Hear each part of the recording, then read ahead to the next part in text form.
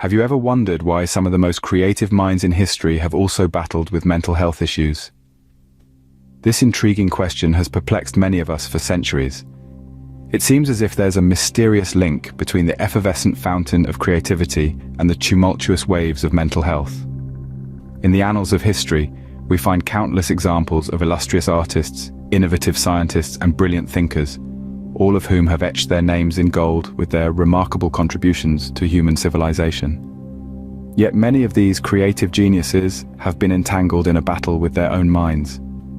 The Dutch post-impressionist painter Vincent van Gogh, the American short story writer Edgar Allan Poe, the renowned English poet Sylvia Plath, and the brilliant theoretical physicist Albert Einstein all had their respective rendezvous with mental health challenges.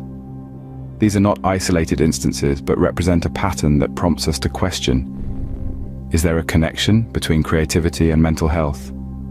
Could the same mind that gives birth to breathtaking art and groundbreaking ideas also be susceptible to mental health issues?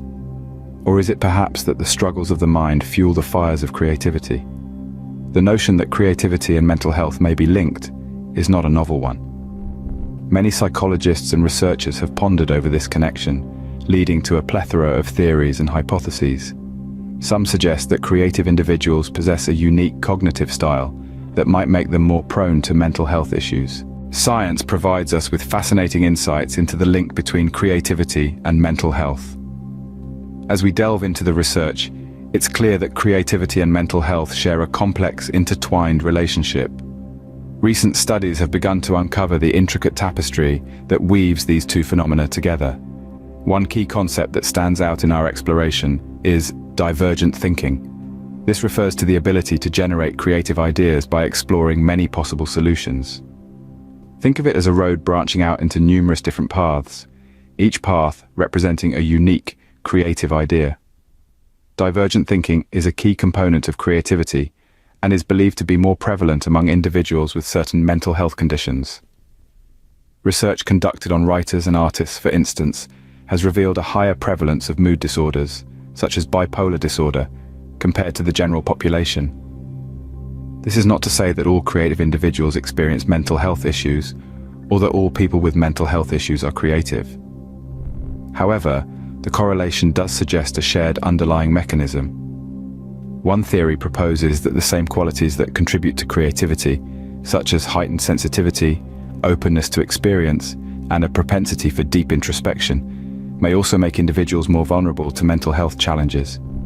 These traits may lead to a richer internal world, filled with a multitude of ideas, but they may also expose individuals to heightened stress, anxiety, and emotional volatility.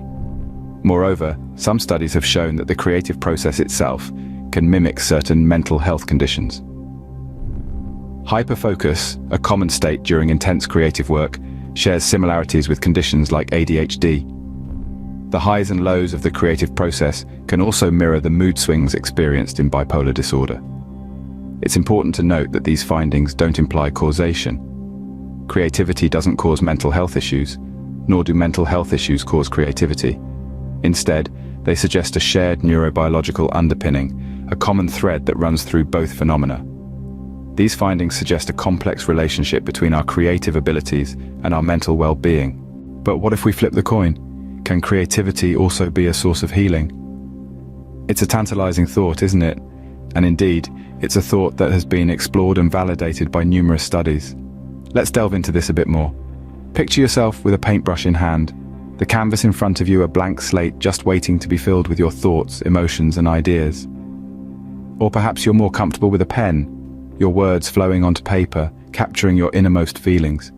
These creative activities, whether it's painting, drawing, writing, or even crafting, can be incredibly therapeutic.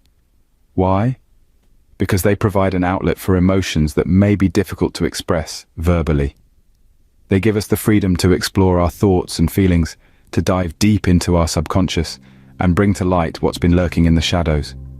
In essence, they allow us to engage in a form of self-therapy, a process of healing that is uniquely personal and deeply transformative. But don't just take my word for it. Studies have shown that engaging in creative activities can significantly improve mental health. For instance, a study published in the Journal of Positive Psychology found that individuals who engaged in daily creative activities reported feeling happier and more enthusiastic about their personal growth. Another study, conducted by the American Art Therapy Association, found that art therapy can reduce symptoms of trauma and improve mental health conditions like depression and anxiety. It's a powerful testament to the healing potential of creativity. Even more fascinating is the concept of flow, a state of being completely absorbed in a task to the point of losing track of time.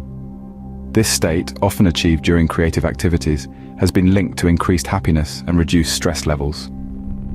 So it seems that while creativity might come with certain mental health challenges, it also offers potential solutions. The act of creating can be a balm for the mind, a way to navigate and make sense of our complex emotions, and a powerful tool in our mental health toolkit. And that, my friends, is the incredible power of creativity. How does society perceive the connection between creativity and mental health? And how can we use this knowledge to help creative individuals? This question leads us into a fascinating exploration of societal attitudes and perceptions. When we think about creativity and mental health, a common stereotype that often comes to mind is that of the tortured artist. This image, portrayed in media and literature, romanticizes the notion of suffering as a necessary precursor to artistic genius. It's a compelling narrative, but is it a healthy one? The stereotype of the tortured artist suggests that creativity and mental distress are intrinsically linked, that one cannot exist without the other. This belief, however, is not only misleading but also potentially harmful. It risks glamorizing mental health struggles, obscuring the very real pain and challenges that many creative individuals face. While it is true that many artists, writers, and musicians have struggled with their mental health, it is crucial to remember that suffering is not a prerequisite for creativity. In fact, creativity can be a source of joy, fulfillment, and healing. It is not the suffering that fuels creativity, but rather the resilience, the courage to express oneself, and the ability to see the world from unique perspectives. Therefore, it is crucial that we, as a society, debunk the myth of the tortured artist and instead advocate for mental health support for creative individuals. We must acknowledge that artists, like everyone else, can experience mental health issues, and they deserve the same care, understanding, and support. We should strive to create an environment where creativity can thrive without the burden of mental distress. This includes providing accessible mental health resources, fostering open conversations about mental health, and challenging stigmatizing attitudes. By doing so, we can help ensure that creative individuals can continue to enrich our society with their unique perspectives and talents, while also taking care of their mental well-being. After all, creativity is not born from suffering, but from the human spirit's ability to imagine, to express, and to transform.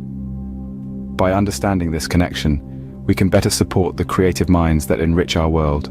This journey into the connection between creativity and mental health reveals a complex relationship. A relationship that weaves together the threads of our mental well-being and our creative expression. As we've journeyed through this exploration, we've seen how these two seemingly disparate elements intertwine, each influencing and shaping the other. Let's recap on some of our key findings. We've discovered that creativity isn't just about producing art or inventing something new. It's also a fundamental way of interacting with the world, our own unique lens through which we perceive our surroundings, make sense of experiences, and express our innermost thoughts and feelings. We've delved into the science behind this connection, exploring how the very act of creating can impact our brains, sparking joy, fostering resilience, and providing a powerful outlet for emotions. We've seen how the creative process can serve as a form of therapy, offering a safe space for self-expression and a tool for navigating the ups and downs of life. Yet we've also confronted the darker side of this relationship, acknowledging that creative individuals often grapple with mental health issues. We've seen the societal pressures and expectations that can exacerbate these struggles, and the importance of mental health support for those in creative fields. Now, as we wrap up our exploration, I encourage you to consider your own relationship with creativity and mental health. How does your creativity influence your well-being? How does your mental health shape your creative expression? And most importantly, how can you nurture both for a healthier, more balanced life? Remember, this isn't about romanticizing the struggles often associated with creativity. It's about understanding the intricate dance between creativity and mental health, about acknowledging the challenges but also celebrating the resilience, the healing, and the joy that creativity can bring. Remember, it's not about romanticizing struggle, but about understanding the intricate dance between creativity and mental health for a healthier, more creative world.